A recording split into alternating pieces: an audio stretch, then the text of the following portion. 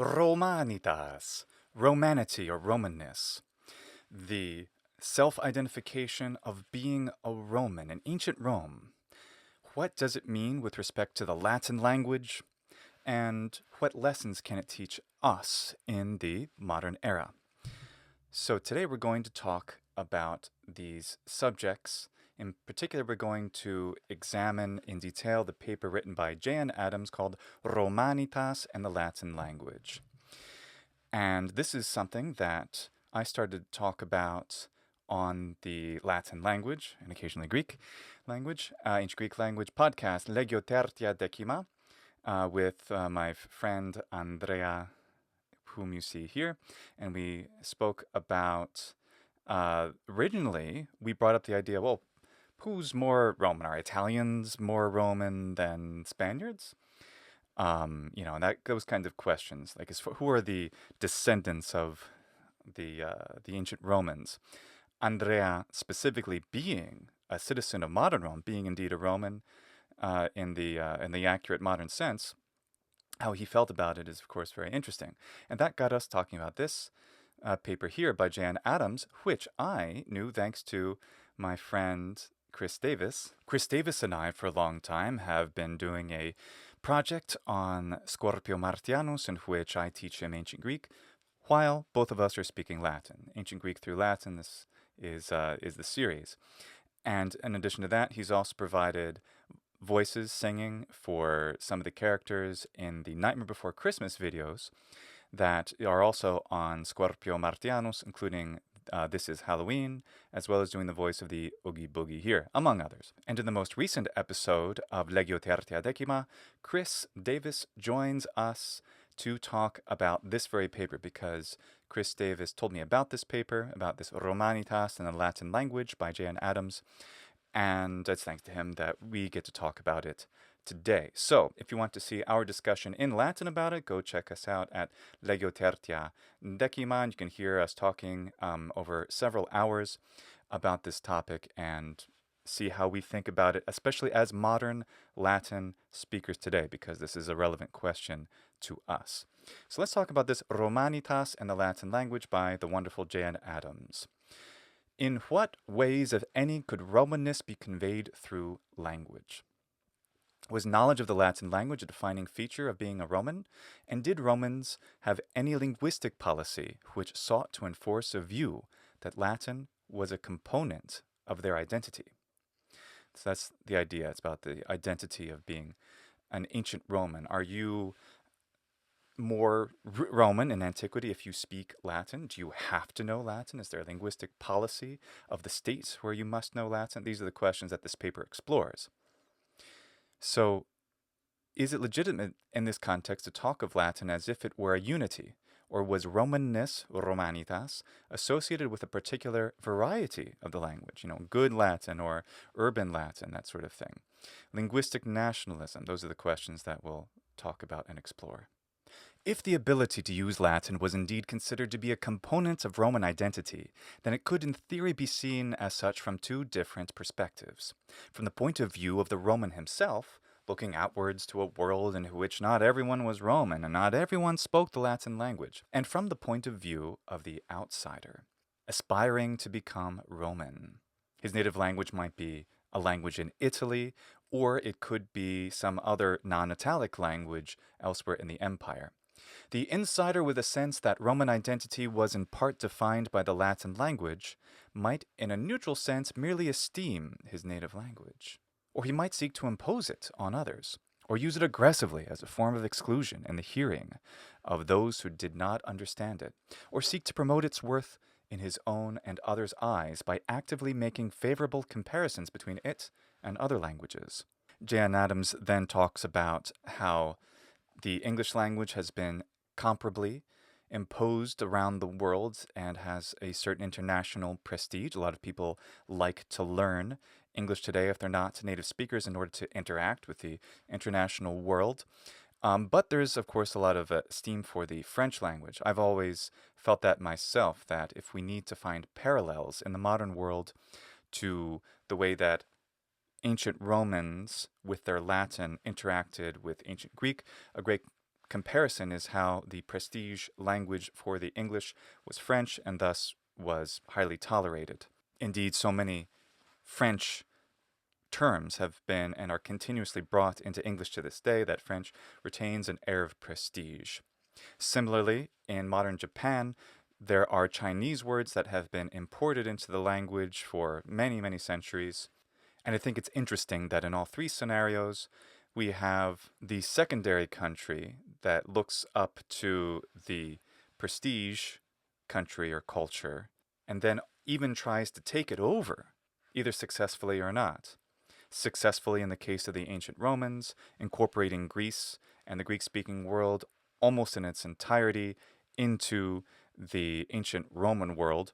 Similarly, England tried to conquer parts or all of France and incorporate it into its kingdom. Japan also did that with China. However, the latter two modern examples have not been successful, I would say, in the way that the ancient Romans were, of course, successful for many centuries in making Greece part of Rome. So anyway, those are just some parallels that I can think of off the top of my head and help us to get inside this comparison of Latin with Greek, which we will see in this paper. The outsider, on the other hand, who aspires to fluency in Latin as he aspires to become Roman, is that very aspiration acknowledging that the language is a marker of Roman identity. He might abandon his native language or attempt to give himself a double linguistic identity by presenting himself as bilingual. In the discussions in Latin over on Legio Tertia Decima, we've talked about that. Andrea and Chris and I are all fluent speakers of more than one modern language, so we have a certain experience of taking on certain characteristics, at least linguistically, that are associated with the culture that we're trying to adapt and absorb and make parts of ourselves. And all three of us, of course, aspire to speak an ancient dead language, being that of Latin. Latin and the citizenship. I love how he calls it the citizenship, almost like one would do in Italian or French or something, instead of just Latin and citizenship. The citizenship, because there's only one citizenship of, I guess, merit in that Mediterranean world, one could say, right? That the ancient Roman citizenship was the citizenship. Latin writers show remarkably little interest in problems of communication across language boundaries, and one has to look hard to find evidence for language attitudes. There was, however, some sense that possession of Roman citizenship carried with it an obligation to know the Latin language. So here we have a report that Emperor Claudius once stripped the citizenship of a vir splendidus from Greece because he didn't know Latin. Splendidum virum Graeciaeque provinciae principe, verum Latini sermonis ignarum, non modo albo judico erasit, sed in peregrinatidatem redegit. So, a man who was of distinguished birth and a leading citizen of the province of Greece, but who did not know Latin. He not only struck him from the list of jurors, but deprived of him of citizenship. Cicero speaks of Roman citizens bound together by community of language, among other things. Neque apud civis solum Romanos, qui et sermonis et iuris et multarum rerum societate iuncti sunt. The Latin language is here placed on par with Roman law as a shared attribute of Roman citizens. Cicero puts the matter more strongly at this from Brutus. Non anintam praeclarum escire Latine, quam turpe nescire, neque tahid mihi oratoris boni, quam civis Romani proprium videtur. And the translation, it is not so much remarkable to be able to speak Latin well as shocking to lack that ability. Nor do I regard such knowledge as the prerequisite of the good orator so much as of the Roman citizen. So here Cicero is telling us that to be a Roman citizen, you have to know Latin well, or to know how to speak Latin correctly, scire Latine loqui. Not simply how to speak the language in a bastardized way, whatever that might be, according to Cicero. For Cicero, on this occasion, good Latin was virtually a moral requirement of citizens. Suetonius and Dio both report that Tiberius once forbade a soldier who had been asked to give evidence to reply in Greek. The army was the prime instrument of Romanization, and there is abundant evidence for the learning of Latin by foreign recruits. These bilingual books exist, the Hermeneumata, as they're known, the Interpretamenta. So these demonstrates, of course, the importance of being able to speak Latin, or of course to learn Greek for the Latin speakers in the empire. The Greek-speaking soldier should also be able to use Latin.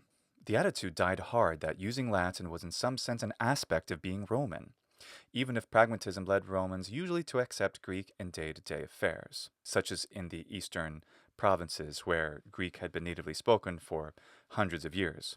A connection between citizenship and Latin emerges in Egypt, in the insistence that certain types of legal documents concerning Roman citizens should be in Latin, even if the citizens did not know the language. The requirement was presumably not particular to Egypt, but it is especially clear there because of the survival of many legal documents on papyrus, and because there were Roman citizens present who were Greek speakers. It led to complications in the drawing up of documents. If a Roman citizen did not know Latin and wanted to write a will, he would have to resort to translators to have the Latin version done. So, what kinds of documents? Well, those would be birth certificates. They had to be in Latin, as well as wills. So the beginning of life and then the end of life, its very bookmarks, are surrounded by this Latinity, by Latinitas of a sort, right? They have to exemplify the citizenship. Why would they have to be in Latin and not in Greek? Well, Latin was the primary language, even though Greek had so much importance, both culturally and commonly, koine, right, throughout the empire. Nevertheless, Latin had the higher importance, the higher prestige. We can imagine an alternative history where England managed to incorporate much or all of France into its kingdom. And in that sense, of course, everybody in France would mostly continue to speak French, especially because of the antique prestige of the French language for English speakers. But we would necessarily imagine that native French speakers would probably have to have a lot of their legal documents done that are done with the state and have an importance with the state in English ultimately. There was a fundamental importance to birth certificates, namely that they provided evidence of Roman citizenship. The requirement that birth certificates should be in Latin thus provides an explicit example of the symbolic use of Latin in matters to do with the citizenship. Wills of Roman citizens had to be in Latin until the time of Alexander Severus. Again, this requirement is related to possession of the citizenship because it was only Roman citizens who had the right to make a Roman will. The testamentary privilege was felt to be a desirable concomitant of citizenship. So, birth certificates, wills, and as we'll see later, also funerary inscriptions. Even for native speakers of Greek, we see commonly Latin being there. It's very interesting because, of course, I've had this esteem myself for the Latin language, but knowing that really emphasizes that Latin still actually kind of has this power. In fact, all the more because Latin has ceased to make important changes in grammar, and most of the vocabulary is quite fixed. We don't see that quite as consistently with the ancient Greek language because Attic, while it retains its prestige to this day in a lot of ways, Koine, which is almost the same, has enough vocabulary differences to make it, at the very least, a different idiom. It is indeed a different dialect, a dialect with great importance to people of the time and to the modern era, not just when it comes to the ancient Greek of the Bible, but that's certainly part of it. In any case, Latin's dialect is so consistently fixed in all the main parts of literature, the Vulgate Bible probably being the most significant departure from that classical idiom that's still well read or widely read literature, that the Latin language has not just an air of immortality, but it makes it such that we can, if we express ourselves in Latin, whether in writing or in a gravestone, those kinds of things, it kind of has a permanence that no other language I can think of really has, because it's a spoken language today by many tens of thousands. So people understand Latin really well, not just on the level of reading, but of speaking. And why have people been so interested in maintaining the idiom of classical Latin? That's so interesting, and it does have something to do with these ancient people and how they felt about their Romanitas with respect to Latinitas. Other documents that had to be in Latin, like succession to an inheritance, among others. It should be stressed in conclusion to this section that there was never any legal requirement that citizens should learn Latin.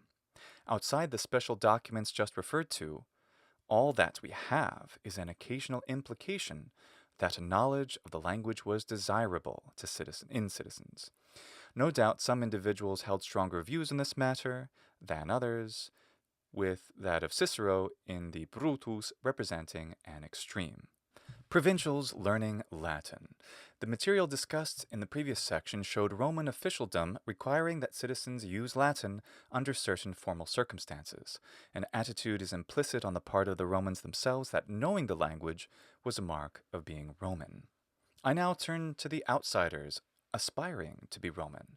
They too can from time to time be seen by their behavior to define the use of Latin as essential if they were to acquire Roman identity. Apparently, the city of Cumae in 180 BC wanted to ask the city of Rome, which they were, of course, under, if they could use Latin. Cumanis eo anno petentibus permissum ut publicae Latinae loquerentur et praeconibus Latinae vendendi jus esset. And that year, in response to a request from the people of Cumae, it was granted that they might use Latin in public business, and that auctioneers should have the right to sell in Latin. So what's this about? They could absolutely have used Latin. There was no need to ask the Roman Senate for some kind of dispensation, as far as we can tell. It doesn't seem to be a part of any Roman law. But they were a Greek foundation, and then they were conquered later by the Oscans. So they were shifting into speaking Latin. They had some Greek influence, but they wanted to declare themselves. They wanted to be seen by Rome to be Latin speaking. The interpretation of the passage is problematic, but the conclusion is inescapable, that the Cumaeans were treating Latin as a language of prestige. Provincials who attached prestige to Latin were displaying an attitude that would lead to a language shift, and implicit in any such shift was a feeling that the use of the Latin language was a requirement of being Roman. Cumae was a civitas sine suffragio, which was apparently attempting to strengthen its links with Rome by a public language policy. So they were a civitas, a citizenry, or also a city, which is what civitas starts to mean as early as Julius Caesar, a town, sine suffragio, they couldn't vote. So they were trying to become more Roman. The power was in Rome. The Romans, at a level close to the individual citizens, the power came rather from the citizens. Obviously, it was exercised by the elite, by the nobiles, the senatores, and it was not at all like a modern republic or democracy, but it wasn't the absolute rulership of a king, and so there was the potential for this kind of ability to influence events. So it makes sense. That's why territories of some kingdom or empire would want to become completely integrated, as eventually all of Italy was. On the other side of the coin, a condescending attitude on the part of Latin speakers to Italic or Italic-influenced Latin can arguably be detected in a line of Lucilius. Primum Bacilius des Ropulax pater abset. Abset? What's this? So, on the interpretation of Mass, the last word represents an Oscanization of Latin abit. Absit, abit. So the Oscan language would turn the short E regularly into E in its verbal endings. We actually saw that in the previous deep dive on this channel into the actual true vowel qualities of classical Latin, which talked also about Oscan vowels. So we saw this E to E, and Y into Z is actually a very natural thing. Many Y, for example, of Latin are actually za in Sardinian today, which is very interesting. Basilius, who had a name of Oscan origin, will have spoken a form of Latin marked by interference from Oscan. Although there is no context extant, it is difficult to believe that the man was not being disparaged. The provincial upper classes were no doubt sensitive to such disparagement, and that sensitivity will have further stimulated a desire to master Latin among those aspiring to be assimilated to Roman culture. The sense that the use of Latin in public was a part of becoming Roman can be detected in the pottery of southern Gaul. For example, some of the potters make their names into Roman ones, so that we see from late Republic into early Empire, names change from quintusmos into primus, which I guess this means first in Gaulish, or even primulus, allos, which looks like Greek, allos, which means secundus, second, in Gaulish. Tritos becomes tertius, looks a lot like Greek, doesn't it? Petrikos becomes quartus, Matugenos to Felix. It looks a lot like Makarios in Greek. I wonder if it's related. The Latin name in each case being a translation of the Celtic or Gaulish. The language choice is determined by the expected readership. Implicit in the decision to use Latin outside the pottery is in effect grading of the two languages in terms of their status, with Latin treated as more an international or imperial language. Whereas in other parts of the pottery, which were normally just read by the Gauls, we see that they would actually keep the Gaulish. It's much like creating a product outside of the UK or the United States or whoever English is spoken, some product that's created in, I don't know, Italy. And it has, it's all in Italian. Maybe it's wine or something, but it might actually say in English, made in Italy. There are many things that have that. Even, actually, you can buy them in Italy. Like, like the Mocha coffee maker, for example. I have one, and it is, it has some, I think, Italian labels, and I don't know if it has any other words on it in particular. But it says made in Italy. It's meant to be consumed primarily by Italians, but they can also sell it abroad, and so using that international English language is utterly useful, even for a product that mostly Italians are going to buy. There's this Gaulish fellow. He is named Quintus, has the designation of legatus. Quintus, who had clearly rendered some service to the Romans, hence his Latin title, had abandoned his native name and adopted a Romanized identity. It is likely that he was bilingual. The change of name and the retention of the Latin title are sure signs of a desire to be seen as assimilated to the culture of Rome. And it is a fair guess that, in the eyes of this individual, being Roman entailed the use of Latin. This is fascinating, right? Because this is not unique to antiquity. Those of us who speak Latin today regularly, I'd say 99% or more, we Latinize our names if we don't have a given name that is already part of Latin. For example, the name Gemma, or in Italian, Irene. Those names, Gemma, Irene, are perfectly acceptable in ancient Latin. One's Latin and one is Greek, both being used in antiquity as well as actual words, if not names. So Latinizing a lot of female names is quite easy. Male names, if they have an actual Latin origin, for example, someone named Mark will call himself Marcus in Latin. So if he's Mark Jamestown, I'm just making up a name, he would Latinize his name as Marcus Jamestown. Marcus Jamestown or Yamstown or Jamestown. He would probably do something to maybe add a pronunciation characteristic to his last name.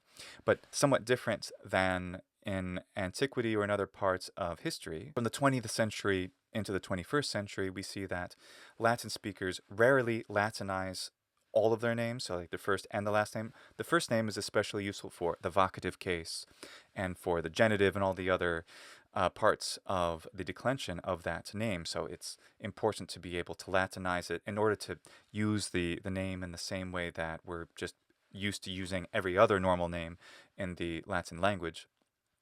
The last name tends to be just so hard to Latinize in a way that's universally recognizable that we often leave it alone. I, however, am somewhat of an exception among Latin speakers in that I have three given names: Luke, Amadeus, Ranieri, right? Actually, my names, of course, come from different linguistic origins. Ranieri in Italian is Ranieri, so that name is an Italian name that's kind of close to Latin. And then Amadeus, Amadeus or Amadeus, wherever you want to put the stress, is not particularly important to me in Latin. In any case, it's a Latin name. It's not an ancient Latin name. It's definitely a medieval to Renaissance era Latin name, but it's still totally Latin. And then there's Luke. Now, my name, Luke, is, of course, best associated, I would say, in literature with the evangelist Luke, who in Latin is Lucas, from the Greek Lucas. And Lucas, of course, that's a Greek name. So, but in Latin, it's just Lucas, and there's nothing wrong with that. So, why do I call myself Lucius or Lucius if I'm using the ecclesiastical pronunciation?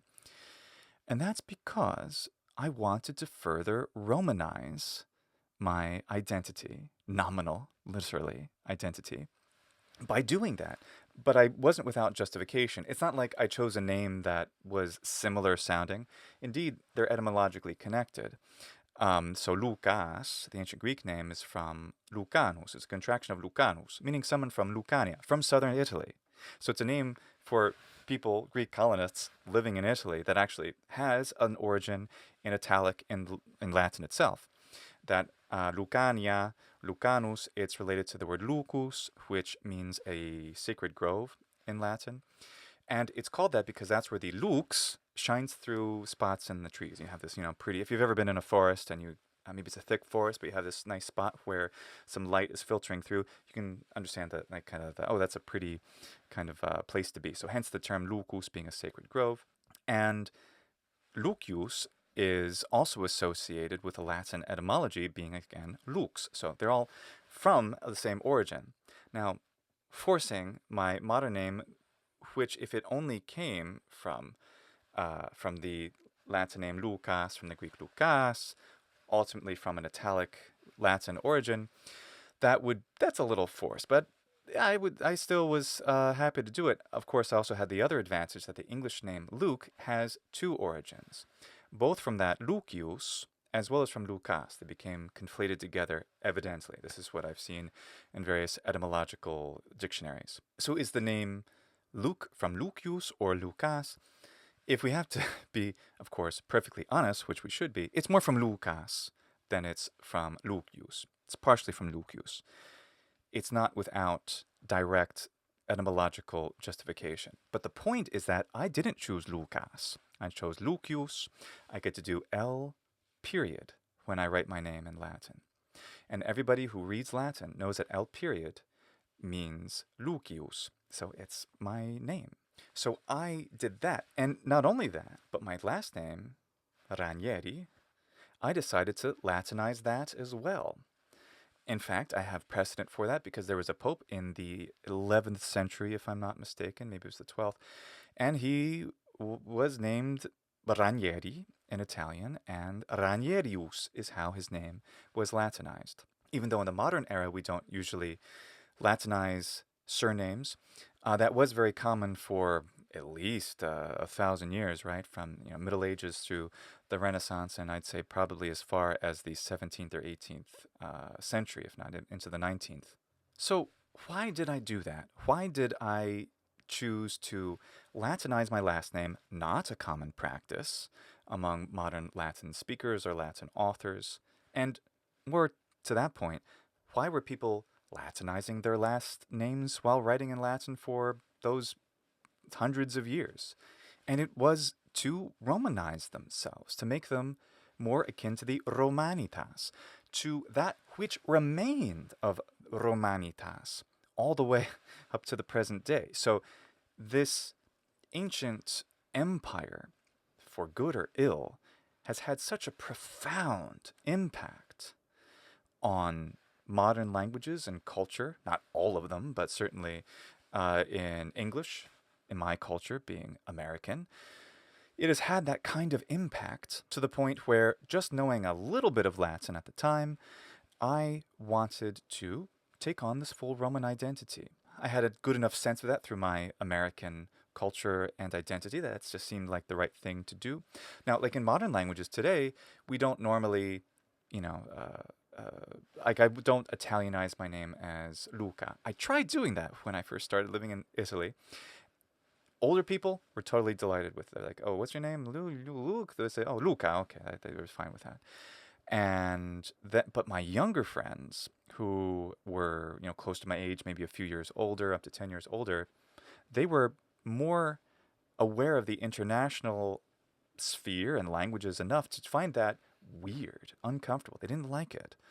And so they insisted on calling me Luke, even Luke. um, and for that, because I didn't really like how that sounded, and I wanted to Italianize myself a little bit, I asked them to call me by the diminutive Lucchino.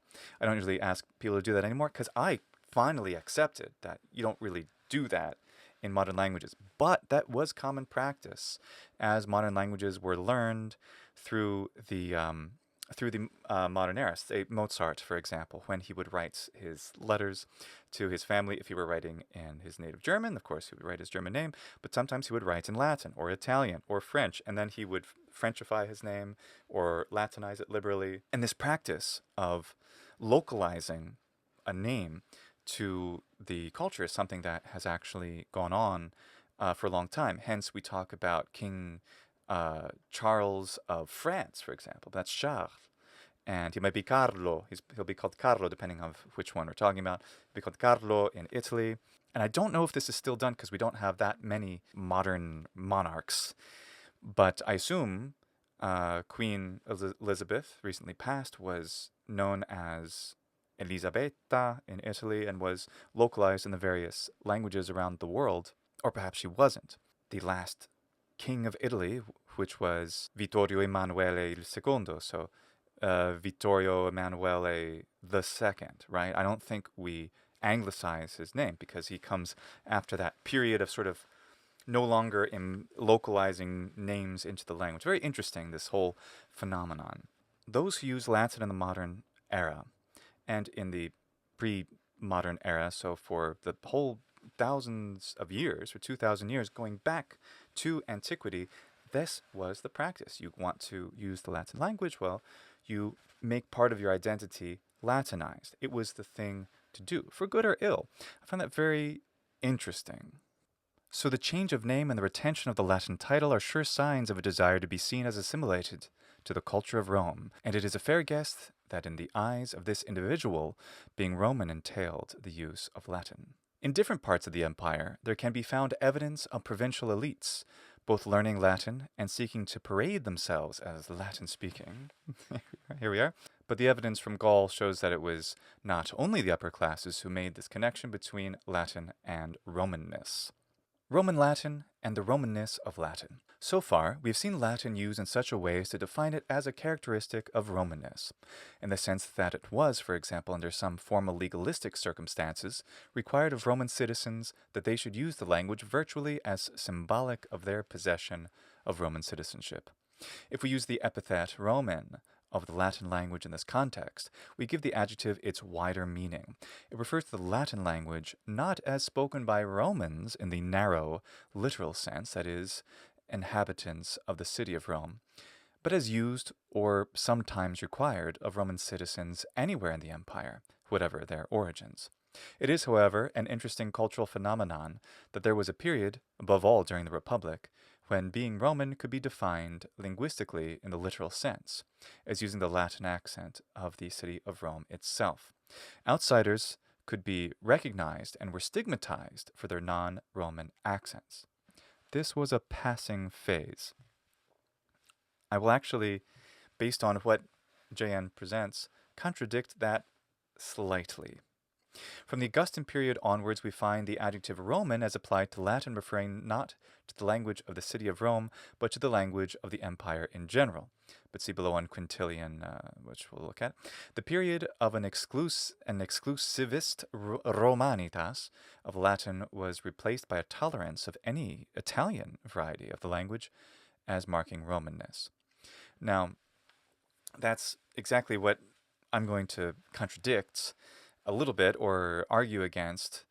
Um, our author here, Jan Adams, he says, well, then it just became sort of any kind of Italic, any Italian variety of the Latin language that became acceptable. But he talks about how the various places in Italy will have, after Cicero, attempted to adopt the Roman accent as best they can. That certainly the Latin of the after the Republic and the Empire is going to sound different, and who knows how many characteristics even within Italy. But the tremendous uniformity of the Latin language, like his book, Jan Adams' book on the regional diversification of Latin, which I happen to have here. So in this very book, Jan Adams demonstrates to us that there's extremely little variety. There is some, and he has a whole thing written about. Obviously, there are some differences in the empire from 200 BC to 600 AD, but they're so small, especially when compared with the variety in ancient Greek. Even in classical antiquity, there are many dialects, which makes sense. The tremendous homogenization, the uniformity of Latin, as it spreads out, is really remarkable. So while the specific urban identity of good Latin changes in the imperial period, I don't believe that's because it's just like, any Latin was fine. It's that they adopted urban Latin so well because of the severity of people like Cicero, and because they wanted to sound like urban Romans. To be Roman, you have to, like, as if you were from the city of Rome, you wanted to bring that on. And that itself actually ended up changing what it meant to be Roman. You weren't necessarily, you were more Roman because you lived or were born in the city, you spent a lot of time there or something, but because you actually took on the Roman trait so well, at least as it was understood. Obviously, in any epoch, it's going to be different. So anyway, that's my caveat. He's of course quite right, I believe, in his assessments, which we'll be looking at, that the change is from urban Latin to Italian Latin, and then just sort of any kind of Latin after that is just the Latin. But I think the reason why he actually spells out. So let's find that out. This was a passing phase, that outsiders could be recognized and were stigmatized for their non-City of Rome accents. From the Augustan period onwards, we find the adjective Roman as applied to Latin, referring not to the language of the City of Rome, but to the language of the empire in general. But see below, right? The period of the exclusivist Romanitas of Latin was replaced by a tolerance of any Italian variety of the language, as marking Romanness.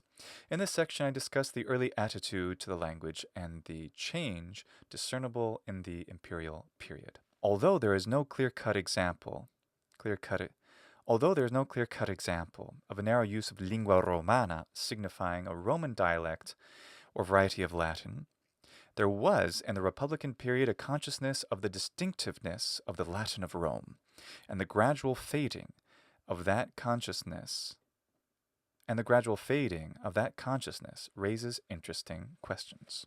To be more precise, the feeling is sometimes expressed or implied as early as the time of Plautus that the Latin spoken in the city was superior to that spoken outside the city, in Latium and beyond.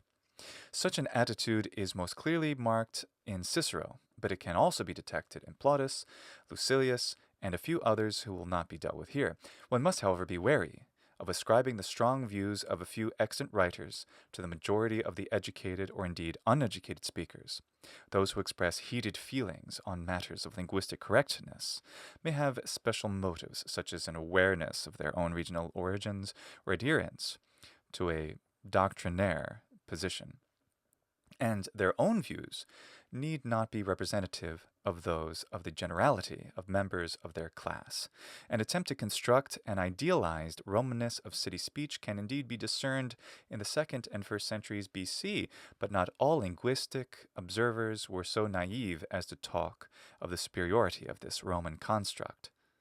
Varro's objectivity as an occasional commentator on regional variation approaches that of a dialect geographer.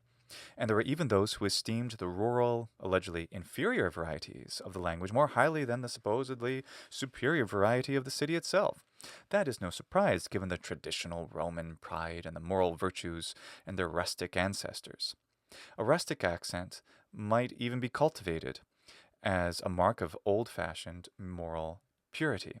This reminds me, too, of how people, politicians, will change their accents depending on where they go. For example, I remember President Obama during some campaign, maybe when he was campaigning, getting flack for making himself sound more folksy when he was visiting the South. What he was doing, addressing that audience, was trying to sound more like them. Now, that comes off as strange because he doesn't have a Southern accent. He's from the north central part of the United States, from the Midwest, so he shouldn't necessarily have accent traits of Alabamans. Nevertheless, he would do such a thing in order to try to approach them on a linguistic level. Now, this is something that I actually do a lot. For example, in Latin, I use the ecclesiastical pronunciation when I speak with members of the clergy or Italians who aren't familiar with classical pronunciation.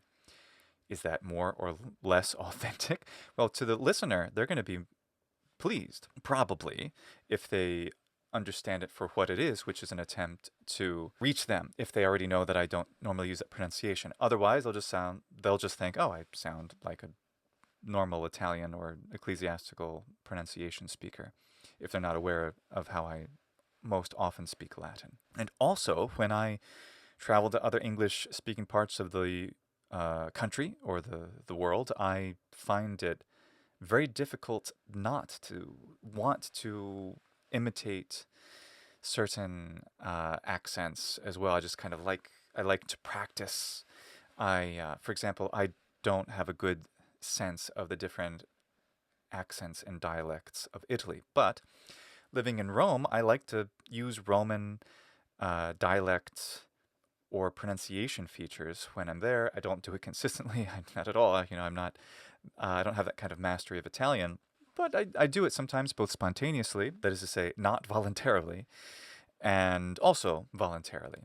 So for a politician who's not from, say, the South, the more rural part of the country, we Americans, similarly to the ancient Romans, both in the time of the founding and even in the present day, there is an old-fashioned respect for ruralness.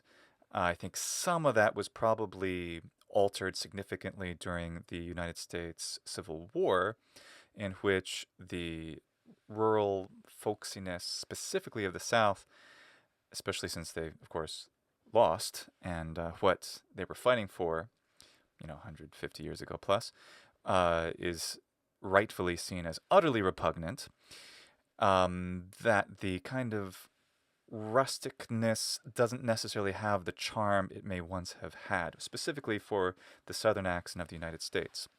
However, other kinds of rural accents, for example, the kinds of Midwestern accents such as can be heard in Minnesota, or Michigan accents similar to what you would hear in, say, the TV show or movie Fargo, for example, have just incredible charm. At least I think they do, and most of the people I speak with who are native speakers of American English, they feel that way as well.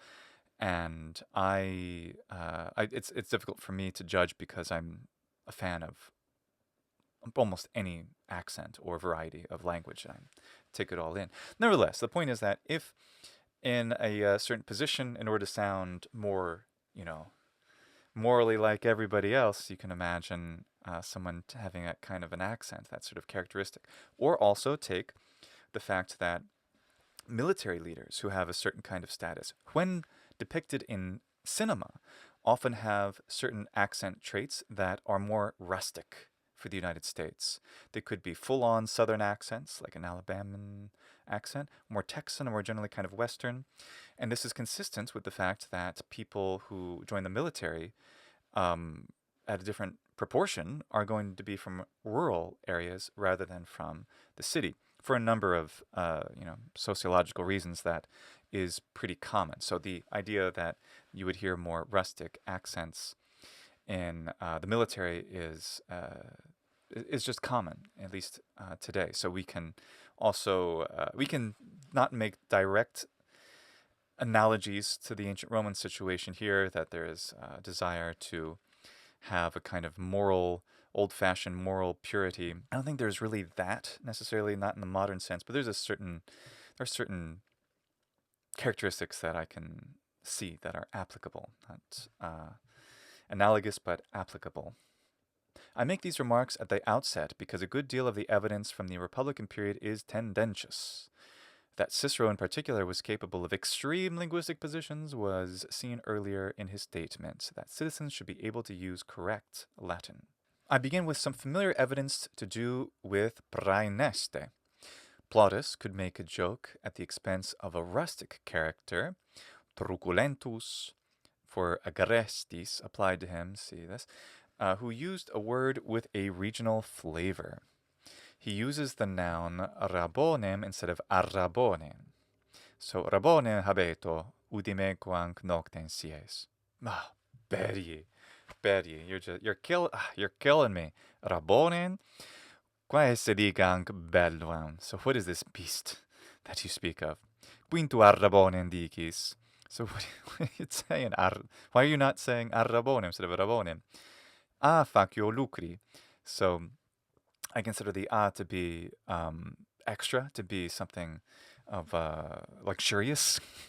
Ut praenestinis conia est ciconia. So the another dialectical word here, which is conia for ciconia. I find that very interesting. The stork, by the way. So the kind of loss of the prefix. There's a term for that. It's apocope. I can't remember. Remind me in the comments what that is, where you remove an initial syllable. In this case, the rabone instead of arrabonem. That's a perfect example of that. The point here is that this character is funny and funny sounding because he doesn't sound standard. He doesn't sound urban, as people are wont to make fun of rustic accents all around the world. Lucilius also seems to have made disparaging remarks about the Latin of praeneste in mocking a certain Vettius. Dacio de Tuscis et Sabinis et praenestinis quoque, naine eorum sermone utentem Vettium Lucilius insectatur, quead modum pollio reprendit in livio patauinitate.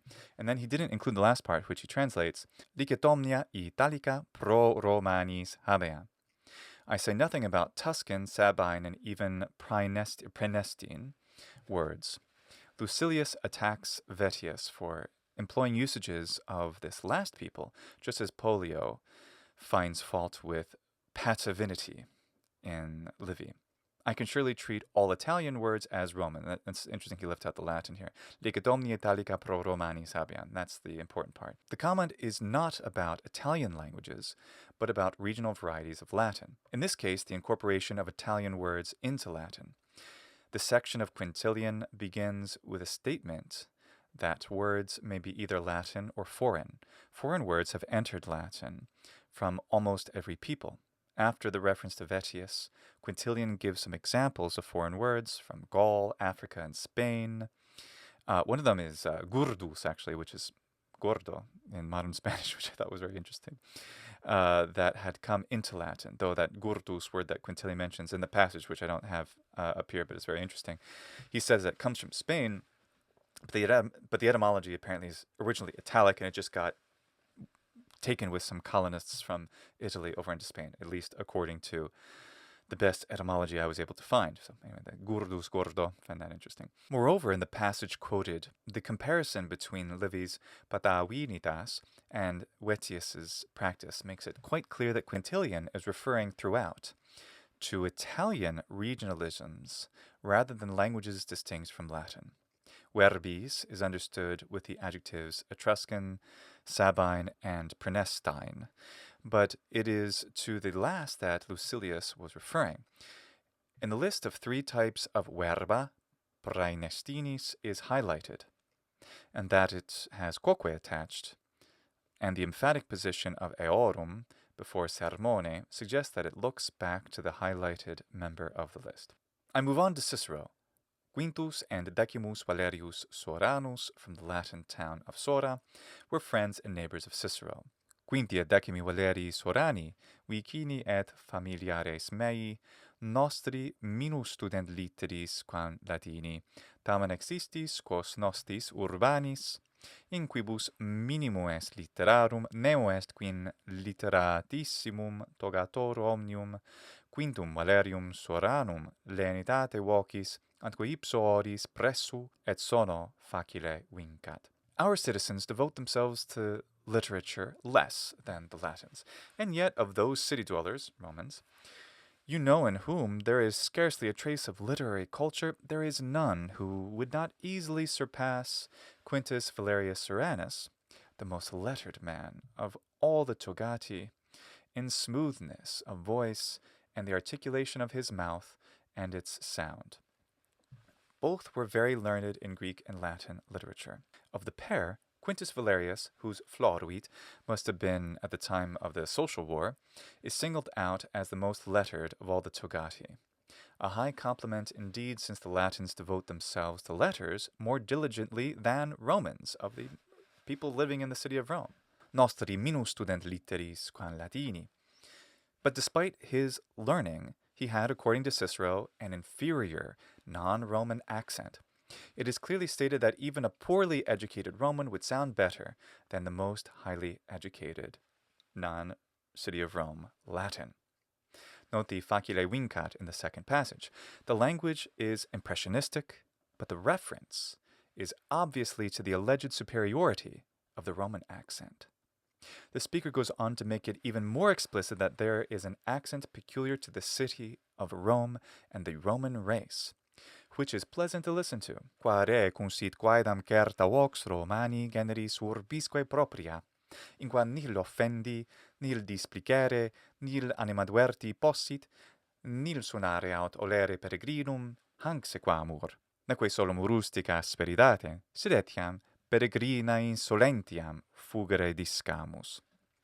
Therefore, since there is a definite accent peculiar to the Roman race and to the city, in which nothing can cause offense and nothing give displeasure, in which nothing is deserving of censure, and there is no possible trace or whiff of the provincial, let us strive after this, and let us learn to shun not only rustic harshness, but also the strangeness of the provincial. Both provincial, I guess, towns, and rustic, nearby, non-Roman city dwellers. Provincial or rustic accents should be avoided. Fugere discamus.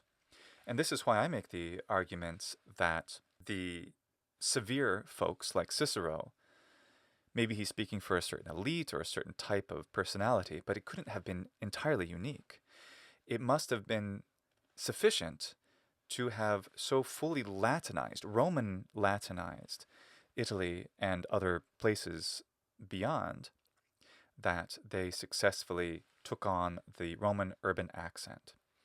And this is evidenced by a number of other things that we can see in the Romance languages, which is very interesting. Now, this quote here, where Cicero talks about quaedam certa vox Romani generis urbiques propria, in qua nihil offendi, nihil displicere, nihil animadverti possit, nihil sonare aut olere peregrinum, that is quoted here in this wonderful book, which is Institutione Stili Latini by Aemilius Springhetti, who worked for the Vatican in the mid-20th century. Now, he quotes that exact thing, and then he says, Nostro etiam tempore, also in our time, ut vidimus, as we have seen, pronuntiandi ratio Romana, quae dicitur, our Roman way of pronouncing things, inter alias omnes, among all the other ways of pronouncing Latin, all the other pronunciations in the world, quae aliquid peregrinum sonant, et minusco ingenio Latinae linguae congruens,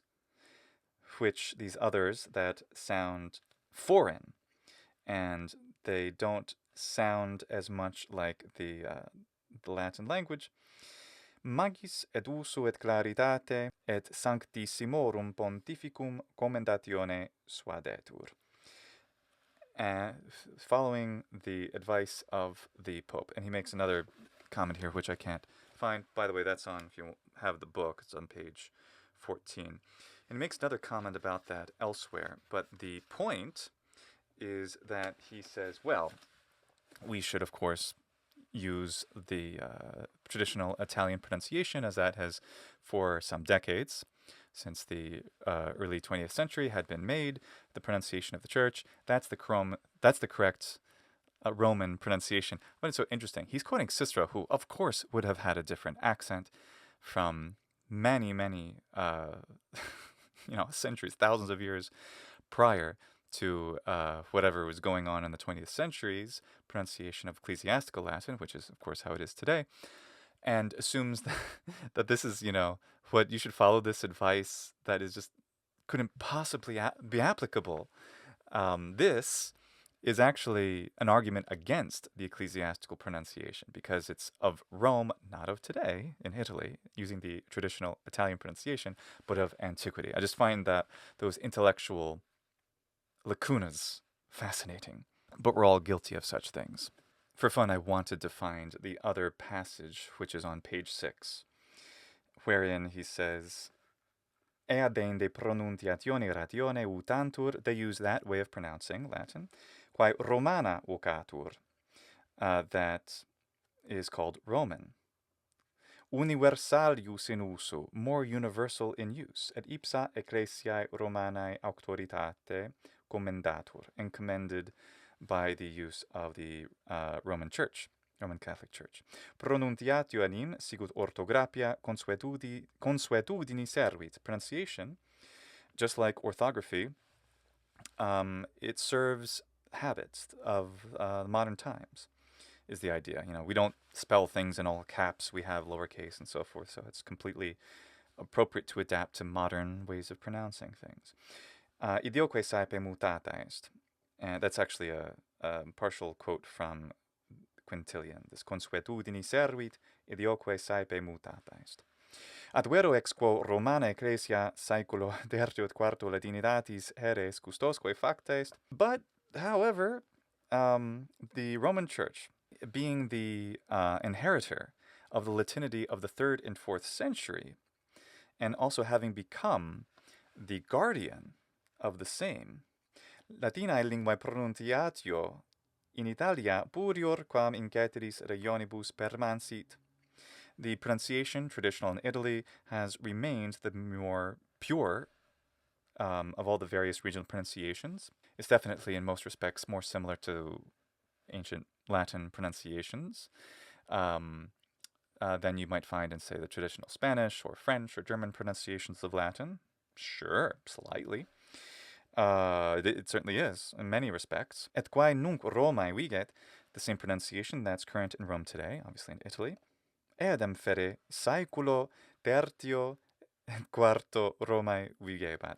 So, that's where he goes off the rails and says that the pronunciation of ecclesiastical Latin is the same that came from the 3rd and 4th centuries AD.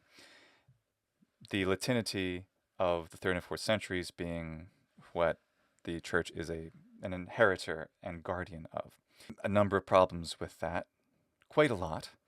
One, the Latin language as a proper, standardized style, the classical Latin that has continued to the present day, has an important jump. The fact that the Latin of the Vulgate Bible is idiomatically significantly different in a number of small ways. Specifically, you don't have the accusative plus infinitive. That's not used in the Vulgate. But this fellow is saying, if you're going to write in Latin, you got to write it in the proper way. That is, the Latin Vulgate Bible, yeah, you could quote it or something, but it's just not really the part of the dialect of Latin that continues through Middle Ages, especially High Middle Ages, Renaissance, and in modernity. It's I guess it's a custodian of that in a way, but it's not taking on the Vulgate Bible traits. And you Springhetti, you tell us to shun that. So I find that very, very funny. And of course, the other problem is that he believes, incorrectly that the ecclesiastical pronunciation is from the 3rd, 4th centuries AD. No way. Incorrect. Extremely. Because there were so many different pronunciation things that happened. Final M was gone completely in any kind of significant way, and well, this way that the people spoke. Not only do you have TI plus vowel, but DI plus vowel. So you would have to not say just ratio, which ratio, something like that, is certainly fine for 3rd, 4th century pronunciation, but also not just meridies, as is in modern ecclesiastical pronunciation, but meridies. You have to do it with the letter D plus I plus vowel as well as the letter T. Among many, many, many, many things, it is simply not the pronunciation in antiquity. It doesn't, it can't, and it doesn't. So non est ideo puditius in usu resumenda ea pronuntiandi ratio quae aetate duodecim tabularum valcigeronis invalebat. So there's nothing more embarrassing than taking up the pronunciation of the 12 tablets, that's super old Republican times, or of Cicero. So he like associates the pronunciation of Cicero of the 12 tablets. So funny because he so strongly advocates Cicero's style and saying that's where we should go back to, but then also says that the slightly more advanced pronunciation of the empire, which is identical to ecclesiastical pronunciation, which is incorrect, to be the one to choose. Eoque minus pronuntiari potest lingua latina eadem ratione quae lingua vernaculae efferuntur. Nor can we pronounce Latin words the way that they're pronounced commonly as borrowed terms in the vernacular languages. So anyway, fun stuff.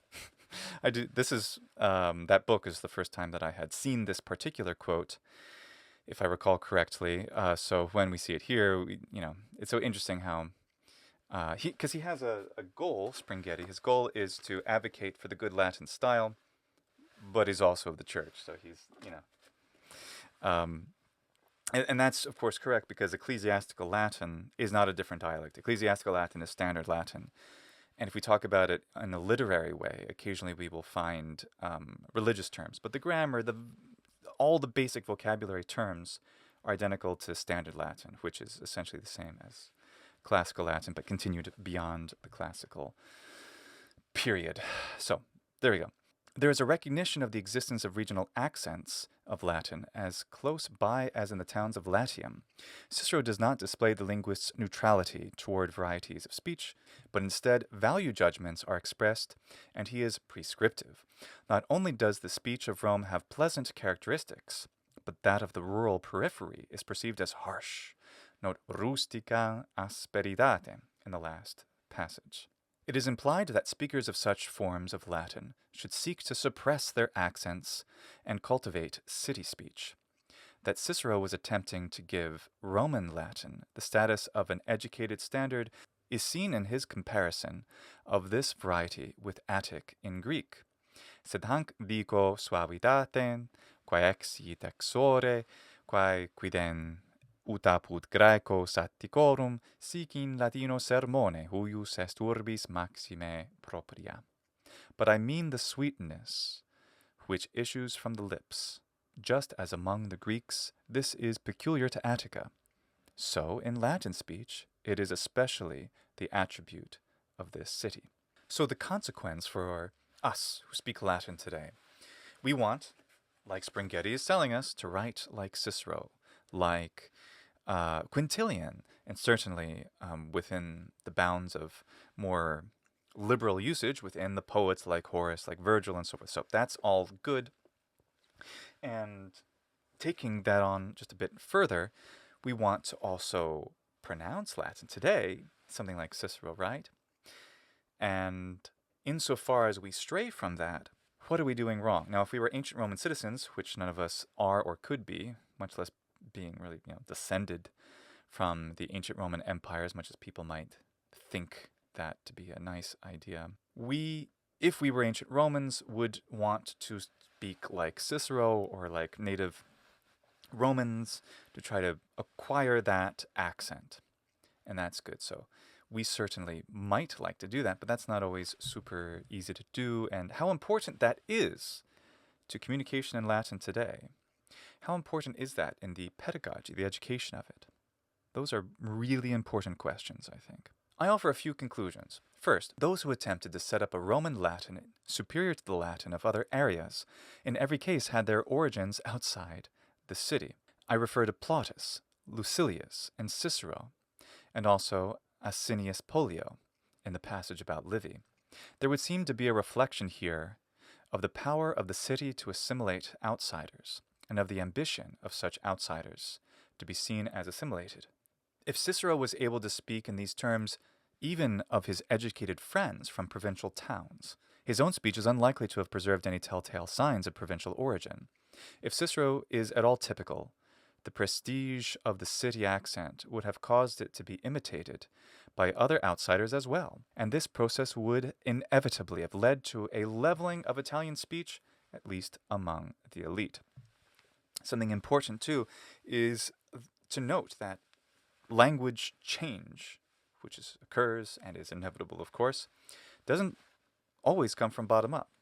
Often, but there are plenty of very important instances where more educated speech pushes down and changes how people speak commonly. For example, hypercorrections are an important example of that, such as in English, improper from a prescriptivist point of view, constructions like me and him went to the store, using the object pronouns in the place of subject pronouns. We, whoever we are, whoever we might be told by a teacher, usually in some kind of English class when we're young, or maybe a parent, we would be told not me and him, but he and I, or something like that. Or not you and me, but you and I are going to the store. And thus, not having a strong sense of grammar, such people of almost every education level, this has truly shocked me as I've grown and heard this construction more and more, specifically, oh, it's a gift for you and I. He came to talk to you and I. And I can barely say such things without feeling a kind of revulsion, at least in my own, whatever anybody else uses is, that's their business, and I do my best to respect those kinds of things. As much as it's truly baffling, I would prefer me and him go to the store because of its antiquity, rather than the hypercorrection of it's for you and I. Now, how does that come about? That's a top-down correction that gets diffused in. And there are other hypercorrections, such as the pronunciation of the letter H, which aren't wrong, but have been filtered into the normal speech of English.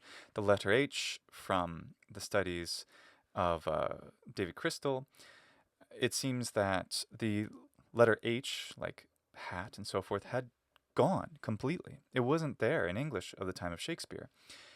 The hua was retained, as I like to do, but the regular H sound was essentially gone, at least in the dialect of London and southern England. But somehow the restoration of that H sound started after Shakespeare's time, I believe 16th, 17th centuries. So while the colonization of America was happening by England, this was ongoing.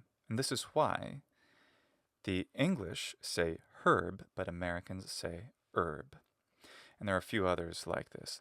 All English says honor, we don't pronounce that H, and a few others, but some are not pronounced. There are many Americans who say human instead of human. And here's something really weird. I was, was it 7th grade? Social studies or history teacher. Or maybe it was high school. Don't remember. But I gave a talk in class, or had to rehearse something. I forget. Remember the teacher? I can't remember his name. He was a great teacher, but he had that kind of speech habit. Oh, I was talking about Hadrian, the Roman emperor. He corrected me that, because in that talk I gave, he corrected me. This was not in front of the students. He didn't embarrass me, but he said that it's not Hadrian, it's pronounced Adrian, and not human, but human. He corrected me. Now, where I'm from, in Pennsylvania, there are definitely people who have that trait. It's found in some north east places. Carl Sagan, for example, said human, instead of human. This is a characteristic. He was from, I think, Brooklyn or the Bronx, I forget, somewhere in New York City. And I don't remember where this teacher may have been from. As a kid, I didn't recognize him having a foreign, non-Pennsylvania kind of accent. He sounded basically like a general American speaker, except for that trait, which he tried to correct me. But really interesting. So the pronunciation of H has changed and is a top-down trait. And that's why I wanted to mention it, that the pronunciation of H has come down to us from teachers who were trying to improve the pronunciation, I guess they were thinking, of English, and they restored it. And that thing also happened in, say, the conflict between the rustic Latin speakers and the urban Latin speakers, because the urban ones retained the three diphthongs, I, oi, and ao. The oi was probably mostly gone by the 1st century AD, I would say, for most speakers, educated or otherwise.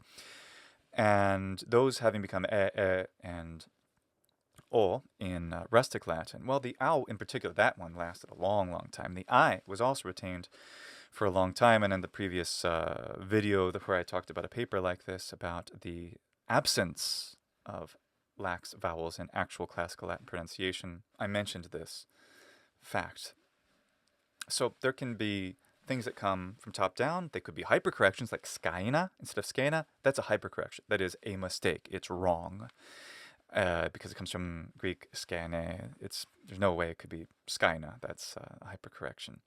Or other things like the restoration of the pronunciation of H. That's not etymologically wrong, so I wouldn't call that a hypercorrection, but it was forced from top down. So the prestige of the city accent causes a leveling of Italian speech to try to sound as Roman as possible. And that's my intent here, to use what Adams is saying, is that, no, not that they were like any Italian variety is fine, but because they had so assimilated to the Roman pronunciation of the 1st century BC that they successfully were able to, get close enough to it to make Latin quite homogenized, especially in Italy. Second, most of the disparagement of non-city Latin that can be found belongs to the period before the Social War, which is the early 1st century BC, or to a generation or two after it. From this period onwards, we continue to have comments on the existence of regional variations. But a new stage now begins in the expression of attitudes to this diversity. Italian regionalisms do continue to be noted, but comment is now exclusively neutral in tone. On comments of this type, there is no space to dwell. Columella, for example, makes observations about Italian usages. The new attitude to Italian Latin can be illustrated from various passages, most notably Quintilian. Verba aut Latina aut peregrina sunt, tacio de Tuscis et Sabinis et Praenestinis quoque licet omnia Italica pro Romanis habeant. So other than those groups he mentioned, everything Italian is good, right? He states that it is permissible for him to regard Italian words as Roman. This does not mean that Italian Provincial Latin did not exist any longer. The wording implies that it did. What is new is Quintilian's attitude to such varieties. They are put on a par with Roman Latin. Or to put it another way, Romanness of Latin does not exclusively reside in Roman Latin, in the strict sense of being from the city, but is also found in the Latin of Italy outside Rome. It would seem that with the Romanization of Italy, a linguistic tolerance had developed to the linguistic varieties of the peninsula. And my point here is that he says that, hey, leveling of Italian speech. Yeah, I'm sure there was some variety, but it was probably pretty small at that point. That's what I mean by contradicting him a little bit. He's saying, there were varieties and now they're all okay. I don't think it was just kind of an easing or linguistic tolerance so much as these Italians had probably taken on Roman urban accent so well that the tolerance of these small variations was inevitable. That's what I'm saying. And that's something that can inform us in our own pronunciation of Latin if we care, to try to go for something that's more like the pronunciation of the city in classical times. I'm not saying that's the only way to go, but I am saying that is an option worth considering, insofar as we are able to achieve that sound. Quintilian is not, it is true, entirely consistent. He recommends that one's speech should be redolent of the city. Now this is where I'm saying he's not inconsistent. Quare si fieri potest, ut verba omnia et vox huius alumnum urbis oleant, ut oratio Romana plane videatur, non civitate donata. If possible, then, let all our words and pronunciation have a whiff of city breeding, so that our speech seems to be native Roman of the city, and not simply naturalized. Right? So what I'm saying is that up here, the speech, if it indeed was sufficiently leveled, then the idea was to continue the leveling process. So that's why he's like, all the Roman, that sounds fine. And you could say too that the ideal or best maybe newscaster accent in the United States is the one typical of parts of Ohio and Pennsylvania, the most general of the general American. And one could say, anything up at the Northeast is fine. But then you might go to Philadelphia or New York and hear very strong, distinct, I think very pretty accents that really aren't general American. So that's sort of the difference. That he's making this broad statement, pretty much everyone with some exceptions. But we should also try to sound like this specific version. That sounds like a consistent thing. He says it's not consistent, maybe taken at face value, but I don't think it takes much interpretation to comprehend what I'm proposing.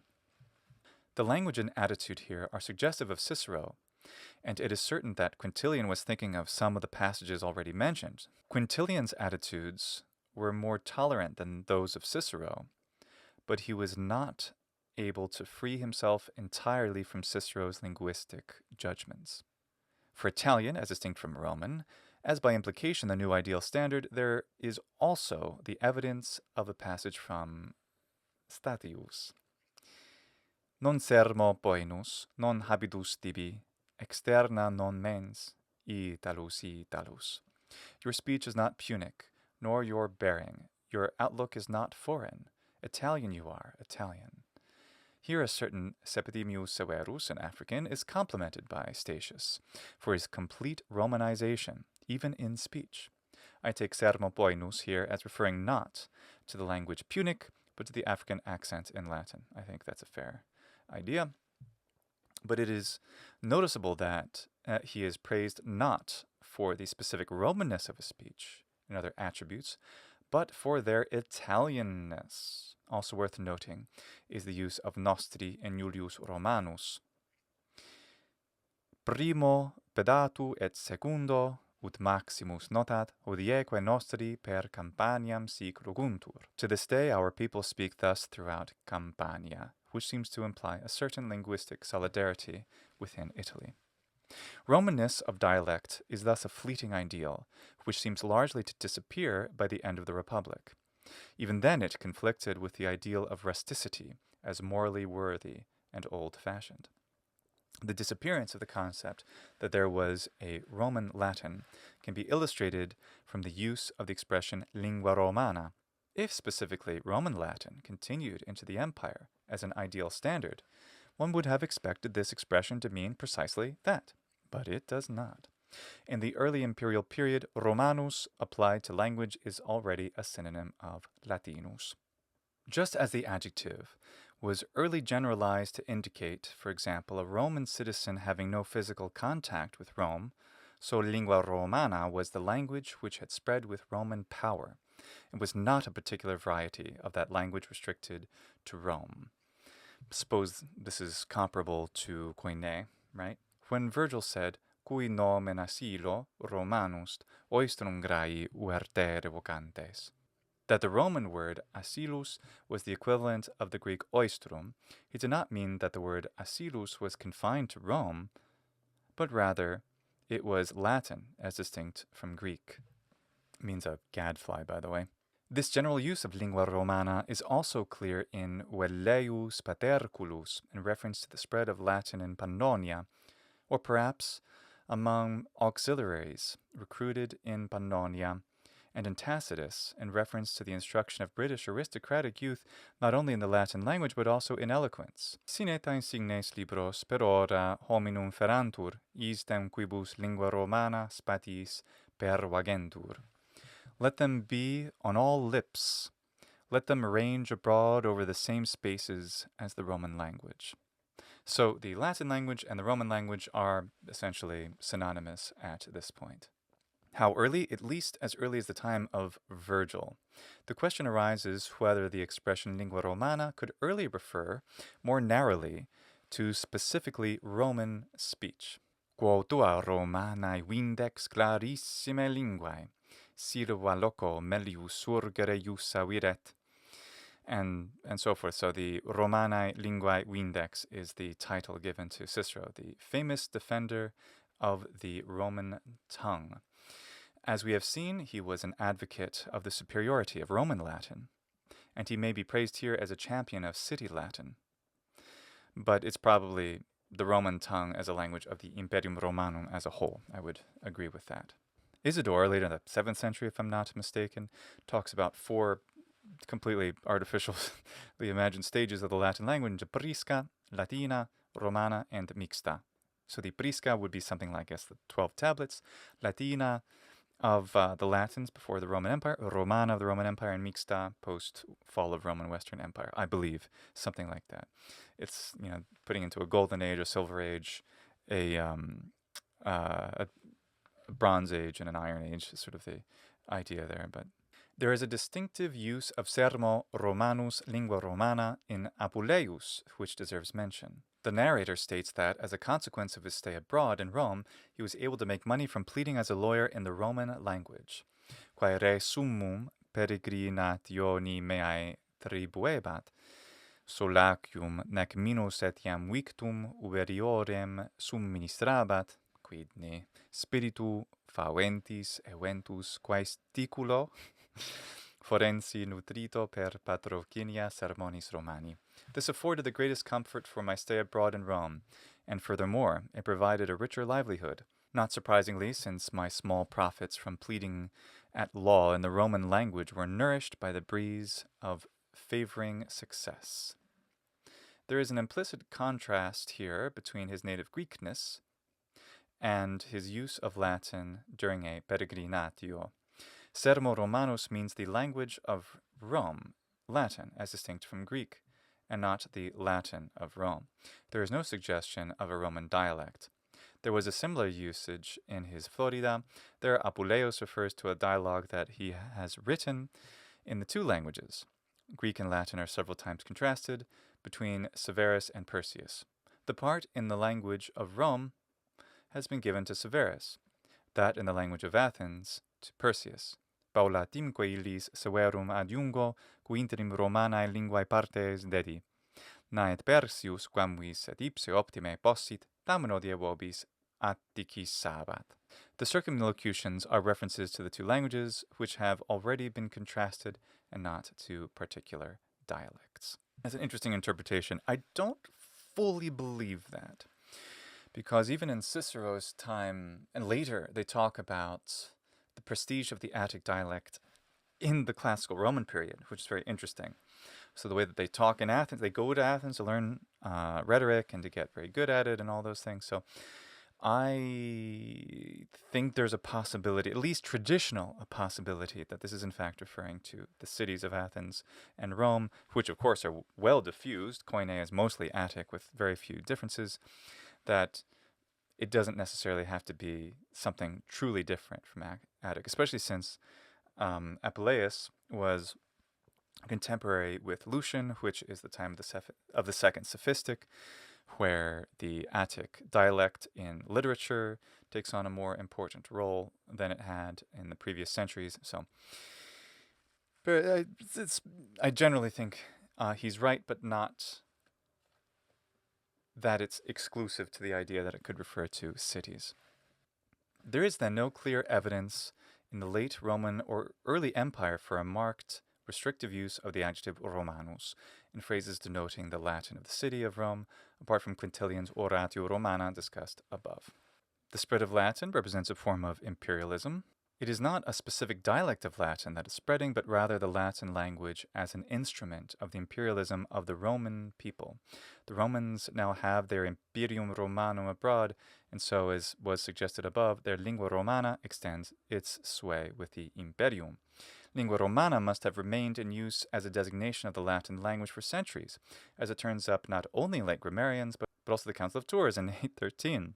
In an interesting context. Viso est unanimitati nostrae, ut quilibet episcopus habeat homilias continentes necessarias ammonitiones, quibus tubiecti erudiantur id estem homilias, quisque aperte transferre studiat in rustica romana linguae, aut Tiotisca, quo facilius cuncti possint intellegere quae dicuntur, that each should strive to translate the same homilies clearly into the rustic lingua romana, or Tiotisca, meaning West Frankish.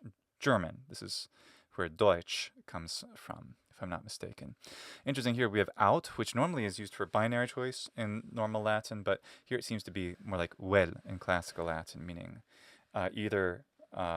meaning this is the other name for rustica romana lingua. It's also called Tiotisca, so that everyone can more easily understand what is being said. This is the famous requirement that sermons should now be translated into the so-called rustic lingua romana, or alternatively West Frankish, so that ordinary people could understand them. So an interesting development takes place, that the old word Latinus becomes specialized as a designation of the classical language of Latin, and Romanus comes to be used in the same way as the fuller expression rustica lingua romana, meaning that it's the spoken language or languages that have now diverged radically from Latin as we know it. So the Romance languages in their proto form, as well as anything else spoken in the Roman Empire, being, in this case, even a Germanic language. It is as a result of this development that the term Romance languages comes into being, with Romanus, in fact, replaced by the augmented form Romanicus, Romanic, Romance. There is a paradoxical consequence of these developments. The lingua romana, or lingua romanica, is now the popular language spoken by the masses in the western parts of the former Roman Empire, not of the educated class, some of whom might have known something of the classical Latin, which we associate par excellence with Rome itself. Clearly, Roma Romanica in this collocation has absolutely no connection to the city of Rome, but it is general without anything resembling a circumscribed geographical reference. I conclude that the lack of attestation of lingua romana in a specific sense of the Latin of Rome suggests that a narrow Romanness of Latin was not regarded as an ideal for long. The broader use of the term, which is well attested from Virgil onwards, shows that it was the Latin language in general, which constituted a component of Romanness. The aggressive or assertive use of Latin, Roman soldiers and the Latin language. To the Romans, languages other than Greek and Latin virtually did not exist. Although it is easy to find evidence for foreigners learning Latin, we rarely hear of first language speakers of Latin learning any of the vernacular languages of the empire. Think of English speakers today. It's very rare that English speakers get a strong command of any foreign language because of the predominance of a single world language, being English. So native English speakers often don't bother and are seldom compelled. Even within Europe, for example, a German going to Italy or an Italian going to Germany, they're going to use English primarily as the means of communication. And even more spectacularly, Spaniards in Italy, rather than using Spanish to communicate with, will often use English if they know it. And Italians, similarly, will use English in Spain. This wasn't the case some decades ago before the education of English had become more pronounced.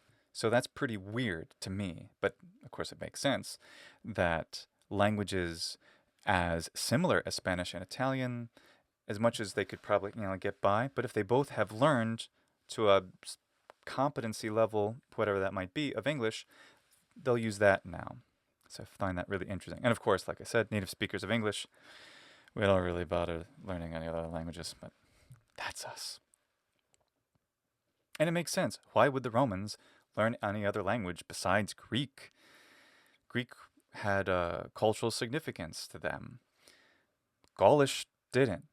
Coptic and Demotic or whatever was going on, depending on the century, didn't. And also very seldom anything in like Aramaic or whatever. In the West, Romans did not so much actively stamp out local languages as act as if there were none, leaving it to members of local populations to learn Latin if they wanted to get on. And that's what happened. The pottery that we saw from Gaul was given a Latin identity because they wanted to become Roman. For all the things that do not pass any modern moral judgment done by the ancient Romans, they certainly weren't unique in a lot of those respects among other empires or whatever, people conquering on large or small scales in antiquity. So there's no reason to justify those terrible things. But in general, the Romans were not at all like in that awful Barbarians show, which I really despise now, especially because the second season was so terrible, where the Romans are depicted as some kind of really forceful, conquering, incredibly arrogant and dumb, and something like out of Asterisk and Obelisk. No, it was cool to be Roman. So whatever resistance there was, and obviously there was, as Barbarians kind of depicts, just inaccurately, they wanted to become Roman. Again, the Barbarian show, which I'll talk about elsewhere soon, in this, it's just so incorrect because it gives us this perspective that the ones trying to ally themselves with Rome, of Germans, for example, are wicked because Rome is wicked, but those trying to preserve their liberty from Rome were much better, wherein, of course, they were enslaving each other and killing each other in massive ways. Certainly no different from Romans. In fact, as can easily be argued, the kinds of hostility that happened in, say, Gaul before it was Romanized was way worse than after, when it comes to loss of life, to the quality of life, the access to technology, food, commerce, and so forth. This doesn't justify conquest in any way. It's simply a fact that that's how Rome ended up succeeding in its expansion, both linguistically and geopolitically, to use this kind of modern idea. It was popular. They were, who else was like Rome? Kind of ancient Greece, hundreds of years ago with Alexander the Great, but nothing was at this level. And so they wanted to become Roman, and that's the idea here. Again, I'm not saying this is a good thing. The loss of the Gaulish languages, and we don't have anything written down in them. We have very few things written down in Gaulish, and that's a terrible tragedy to someone like me who's so interested in the variety of language. The point, though, is that their assimilation was mostly voluntary. Maybe they shouldn't have. I'm not going to go into that too much, because it didn't happen. Why did they? Mostly because they voluntarily wanted to become more Roman. I just think that's important. Not that the Romans are better than modern, moralists or, cultures. They certainly have a lot of things in their literature to offer us, and also in how they thought about law and philosophy. It was more like, it was a melting pot of new ideas and everything, so it's all worth reading about. So, moving on. In the East, Romans were usually content to communicate and administer through the Greek language. Some Latin is found, but the majority of texts are in Greek that are found in Egypt, so that's very interesting. In Egypt, prefects of Egypt communicated with the local administration in Greek and issued their edicts exclusively in Greek. Hearings before Roman officials were conducted largely in Greek. Unlike the Ptolemies, the Romans were not prepared to accept documents in Egyptian. That's very interesting. Demotic finally disappears around the middle of the 3rd century. The Romans disregarded the existence of Demotic, and if an Egyptian needed a text, for example, a petition written, it would have to be in Greek from this period, even if he did not know the language. What is noteworthy is that there was no attempt by the Romans to impose Latin on the local population in this sphere. Greek was acceptable. But this accommodation to Greek caused some mixed feelings. There was a persistent sense that Greeks in particular should have Latin inflicted upon them from time to time by Romans as a show of Roman superiority. An unease about the accommodation surfaces in a story concerning Cicero's use of Greek in the Senate at Syracuse. For this he was criticized by an opponent, partly on the grounds that it was an improper act of deference for a Roman to speak Greek in public before a Greek audience. That sounds so silly, doesn't it? Why wouldn't he attempt to, use the language of the people that he's talking to? Ait indignum facinus esse, quod ego in senatu Graeco verba fecissen, quodquid apud Graecos Graece locutus essem, id ferri nullo modo posse. He said that it was improper that I had spoken in a Greek Senate. That I had spoken Greek before Greeks was absolutely intolerable.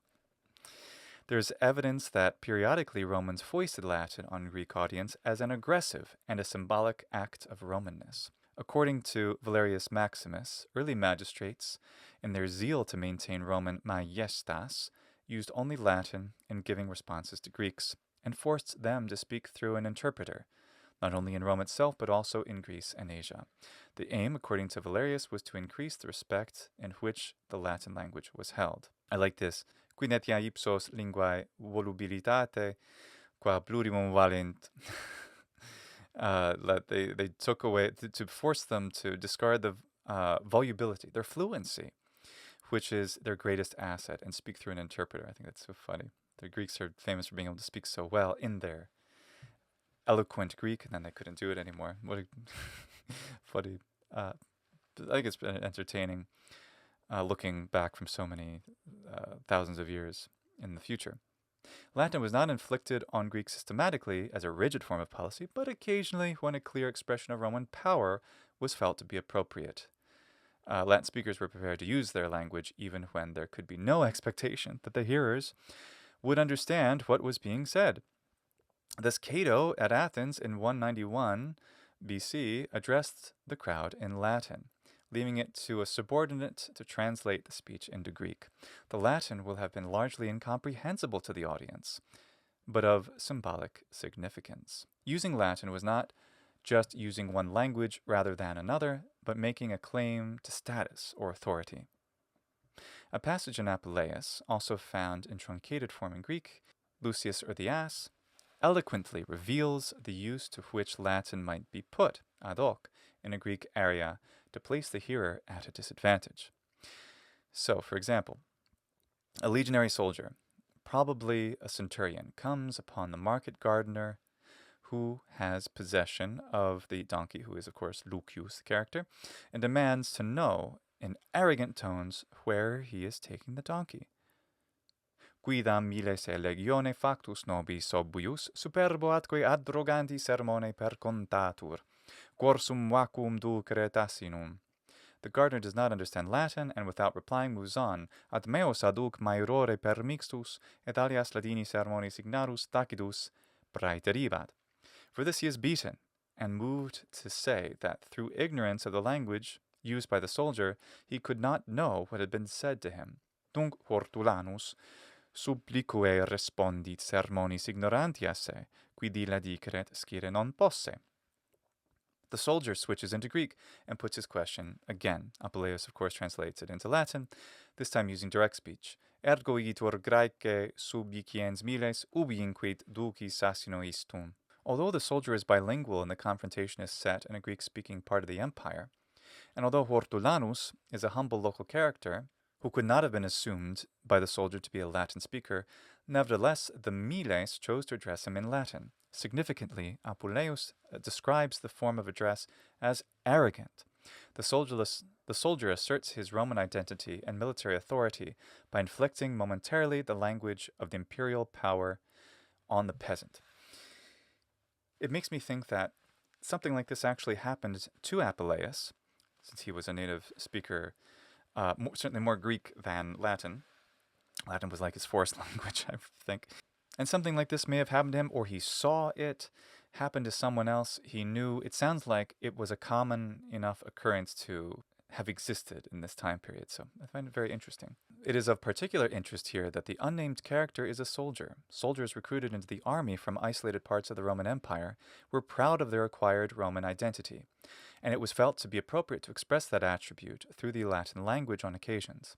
It has been pointed out by Miller that Palmyrines, alone of the nationalities who contributed to the auxiliary forces of the imperial army, might take their language and their art with them. In practical terms, this means that when Palmyrene soldiers were commemorated in epitaphs, Palmyrene Aramaic was sometimes used alongside Latin. By contrast, auxiliary recruits speaking a diversity of vernacular languages other than Palmyrene did not maintain, in public at least, their original languages, but took on a Roman identity as expressed through the Latin language. In Egypt, where, as noted earlier, the day-to-day conduct of military affairs was mainly in Greek, there is one sphere in which Latin is dominant. Epitaphs of soldiers are overwhelmingly in Latin. An epitaph is a fossilization of a person's identity. And all over the empire, soldiers' epitaphs can be found in Latin, even in units and areas where Latin could not have been the primary language of the reference. And this is revealed in a mostly Greek one, but then his military title is here in Latin. It was a source of pride to them. Even through the partial use of Latin, it shows his place in the army. It shows his identity, his citizenship. The writers were working under the influence of a tradition that favored the use of Latin for symbolically encapsulating an aspect of a soldier's identity. A Latin commemoration was essential to express the Romanness of the centurion's identity. As Levick puts it, the use of Latin is one of the most crisply assertive and unmistakable ways of expressing Romanness, especially in the ultimate utterance of the gravestone. It makes me think that I, too, would like my gravestone or wherever my remains or memory are kept in some kind of physical form, whatever it is. I don't really care if I have a coffin or cremated. It doesn't matter that much to me. But that's something signifying my passing in a physical object like a gravestone.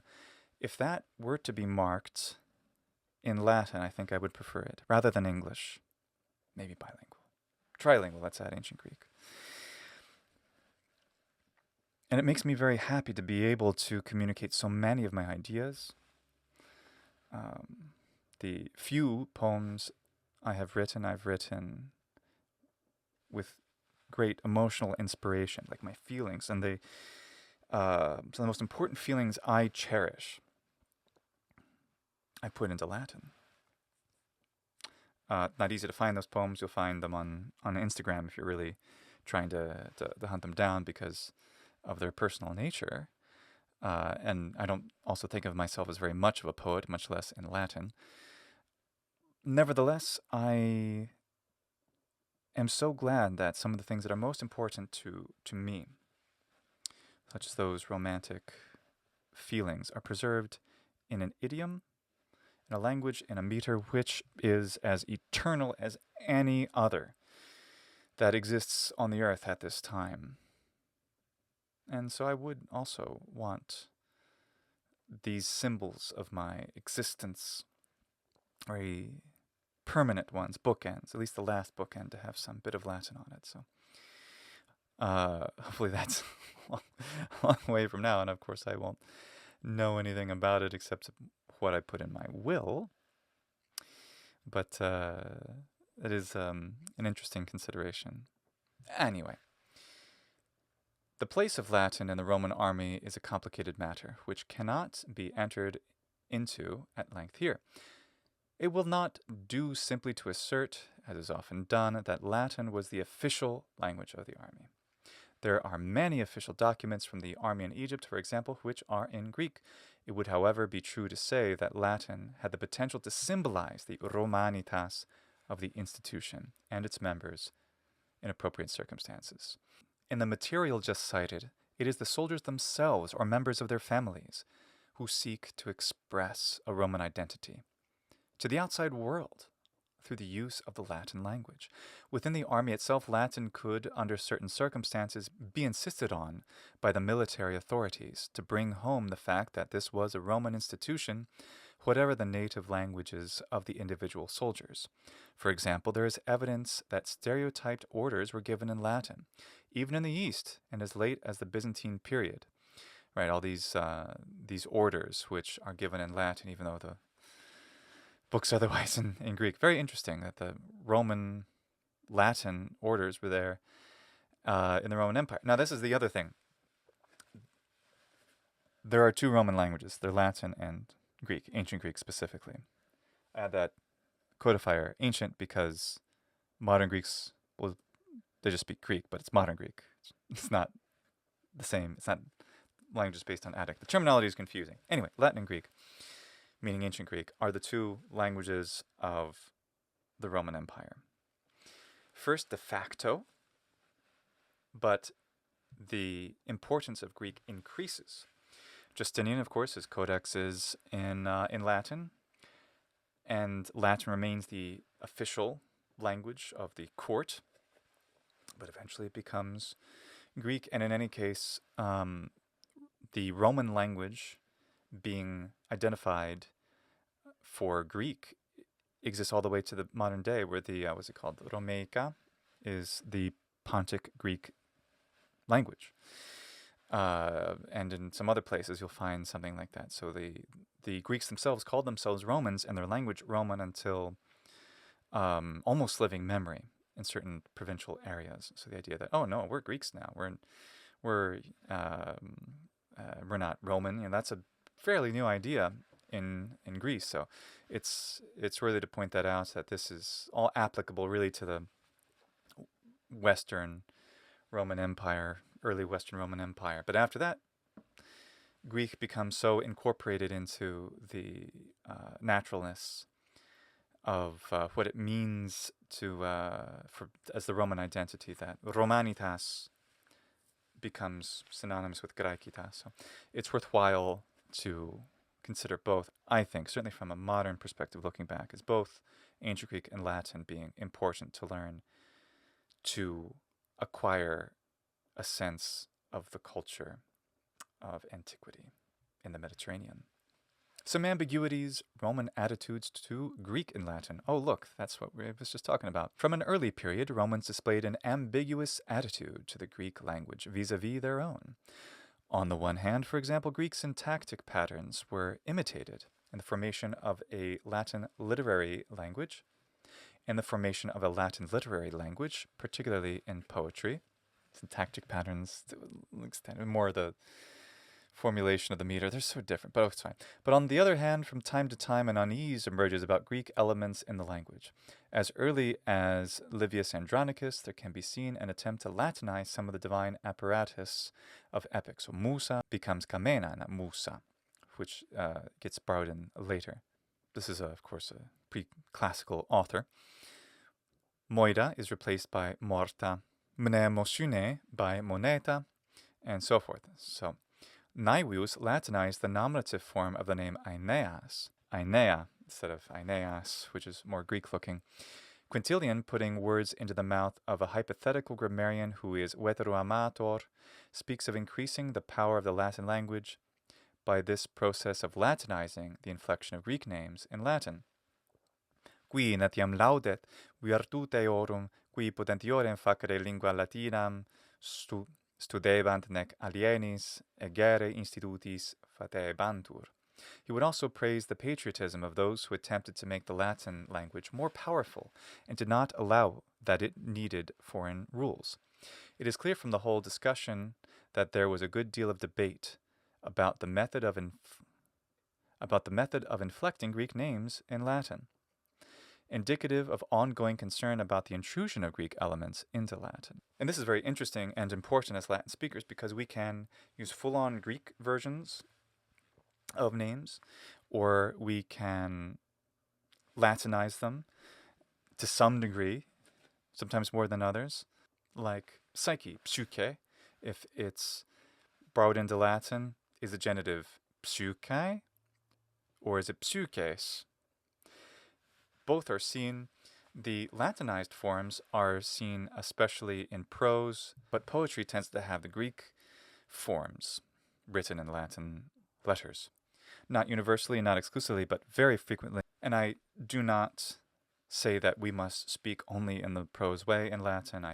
All the poetical elements are quite important, and I think they are fine to be practiced even in our modern prose, as long as we have some sense of the specialness of whatever things are more poetical. We just need to learn to be able to read the literature. It doesn't have to be exclusively prose form. I remember seeing an inscription in Pompeii where I can't remember the name. It was like Psyche. It might actually have been Psyche, her name. I can't remember, but it was something like that. It was the wife, I think, had made the gravestone. I don't remember, but it's the dative of her name, and it just ends in the letter E, not E with an I, of course, which would be the eta subscript iota for the dative, nor is it AE, that form, but it's just that.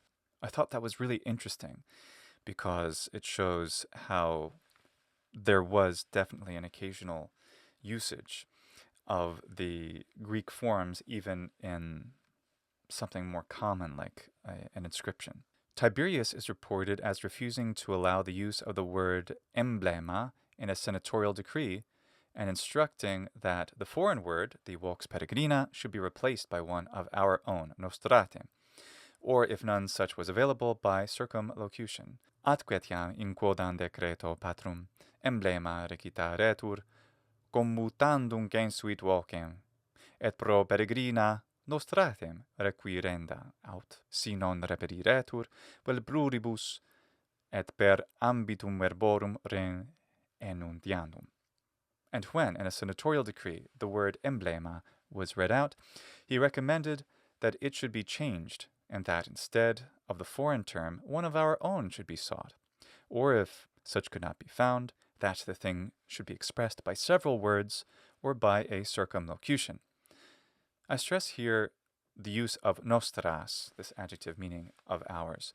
Latin to Romans was our own language, a notion that comes up occasionally when attitudes to Greek are at issue. There is a degree of linguistic nationalism apparent in these various pieces of evidence, born of a linguistic insecurity caused by an unspoken sense that Greek might in some way be superior to Latin and should be kept at arm's length. That insecurity is even more obvious in discussions of the relative richness or poverty of the Greek and Latin languages. Lucretius famously spoke of the poverty of Latin, but Cicero, motivated by the same sort of linguistic nationalism as that seen above, asserted that it was in fact Latin, which was the richer, which is great. Sed ita sentio et saepe disservi Latina lingua non modo non innove, ut vulgo putarent, sed locupletiore etiam esse quam Graecam. But I feel and have often argued that the Latin language is not only not poor, as is commonly supposed, but is even richer than Greek. Puteretur in lingua copiosa factis tamen nominibus ac novis, quod nobis in ac inobi lingua non congeditur, quamquam tu hanc copiosiore etiam soles dicere. Even though he was using a copious language, Greek, he was still resorting to words made up and novel, something which is not allowed to us in this impoverished language of ours, though you are fond of saying that Latin is actually more copious than Greek. The Ciceronian passages in effect acknowledge that any assertion of the superiority of Latin went against the common opinion. The ambiguities inherent in the Roman attitude to Greek and the Greeks also emerge from a consideration of the way in which Cicero uses Greek loanwords in different parts of his work. In his philosophical and rhetorical treatises, Greek words could be used neutrally as technical terms, though even here Cicero did his best to avoid them. In his speeches, on the other hand, they are rare and used predominantly with irony, or to convey contempt for persons with Greek tendencies. In public, therefore, as in speeches, Romans sought to remain true to their Roman identity by using a form of Latin untainted by Greek. There was a purist movement at the time of Cicero. Greek culture could be readily presented as decadent, and this decadence could be implied by the contemptuous use of Greek terms relating to activities in which Romans publicly disapproved as being supposedly typical of Greeks. Graeculus essuriens is one of those terms. Per Graecari is another one of those terms. Thus, in the speeches, Cicero uses the Latin terms sapientes and docti when referring neutrally to philosophers, but switches to philosobus, philosophia, when he wishes to express hostility towards such persons. It is a striking fact that terms in Latin suggestive of passive homosexuality are borrowed from Greek. Katamitus, gynaidus, paticus, also malacus and plautus. And herein is implicit an attitude that it was Greeks above all who were prone to such behavior, and that Romans with these tendencies should be characterized by Greek words. On the other hand, in private, the Roman educated classes profoundly admired Greek culture, and in their non-popular or private output, such as letters, they admitted masses of loanwords and even pure Greek, particularly in reference to technical disciplines. If the public terminology of passive homosexuality was Greek and pejorative in tone, in private, Greek might be used by some with affectionate tone to accompany heterosexual intercourse, if Juvenal and Martial are to be believed. Similar ambiguities can be detected in the Romans' view of Greek, which they themselves used. Sometimes admiration is expressed for the Roman who is more Greek than the Greeks, and that his own Greek is at least as good as that of a native speaker. Note, for example, Pliny, hominenque Romanum tam Graece loqui in video Graecis quod illorum lingua scribere maluisti. Can Romans speak such Greek? I envy the Greeks, that you have preferred to write in their language. Noteworthy here is the emotive use of homo Romanus in juxtaposition with Graece. It is paradoxical that a Roman could be so fluent in Greek. There were even occasions when educated Romans went so far as to appropriate Greek for themselves, as it were, by claiming it along with Latin as their own, whereas the adjective noster is associated, and associated words are usually applied to Latin. The Emperor Claudius, on encountering a barbarian fluent in the two languages, complimented him on his mastery of our two languages. Quidam barbaro Graece ac Latine disserenti, cui utroque inquit sermone nostro sis paratus. To a barbarian fluent in Greek and Latin he said, since you are equipped in both our languages. And he knew Etruscan, so Claudius knew his stuff. On the other hand, the expression homo Romanus is used in a context with a rather different implication. Quo facilius illas probaret Romani hominis esse, id circo barbara quaedaet soloica dispersisse. He said that he had sprinkled a few barbarisms and solecisms to make his readers more willing to believe that it was written by a Roman. The references to Lucullus' History of the Social War, written in Greek. Lucullus maintained that he had deliberately admitted solecisms and barbarisms into his Greek to prove that the history was the work of a Roman. Lucullus may have been covering himself against any accusation that his Greek was not good, but equally he may genuinely have believed that it would not do to be as Greek as the Greeks. The Greek translations of Roman Senatus Consulta, produced apparently in Rome for circulation in the Greek world, and also the Greek translation of Augustus Res Gestae, are notable for the imposition of Latinate idioms on Greek. No attempt is made to accommodate the idiom to that natural to Greek. I've actually read some of it. I don't think it's that Latinized, the Greek. It is maybe slightly in some areas, but it definitely has a lot of good Greek things in it that definitely don't happen in Latin, but I just only read a small part of it, and that was my initial impression. Conclusion.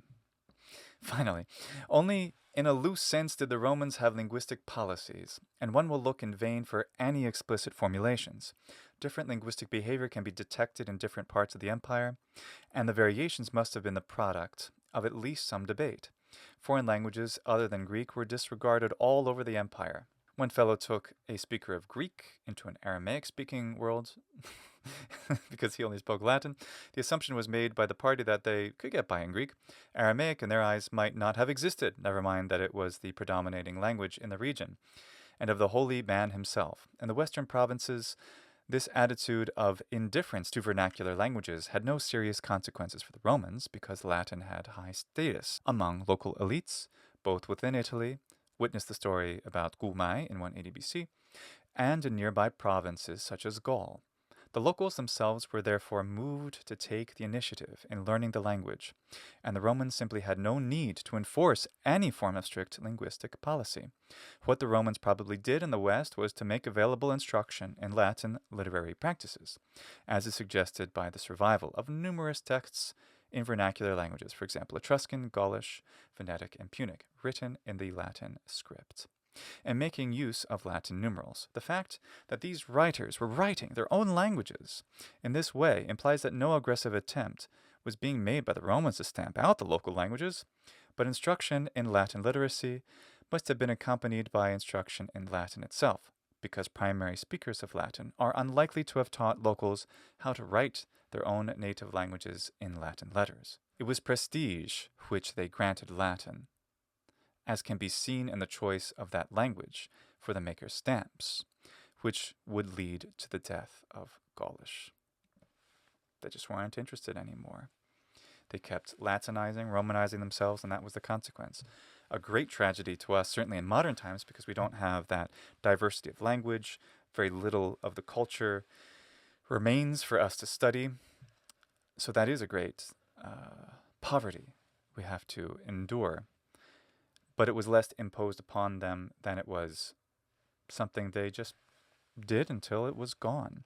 This can be compared, I think, to how Standard Italian has stamped out most of the various dialects in Italy. Now, partially that is a state policy thing, but mostly it was the invention of the television and the radio before it, which had Standard Italian, and little by little, education in schools. It was just teaching Italian. There's definitely a lot of discouraging of dialect in Italy, or of minority languages like, say, Sardinian. And I think efforts are finally being made towards conservation, which is good, but there's been so much willingness, in addition to the state strict policy stuff, there's just the desire to, I want to be a normal sounding Italian, I want to speak standard Italian and not Sicilian or Neapolitan or Sardinian or Venetian or whatever. And that's very, very interesting that can lead to the loss of a lot of linguistic diversity.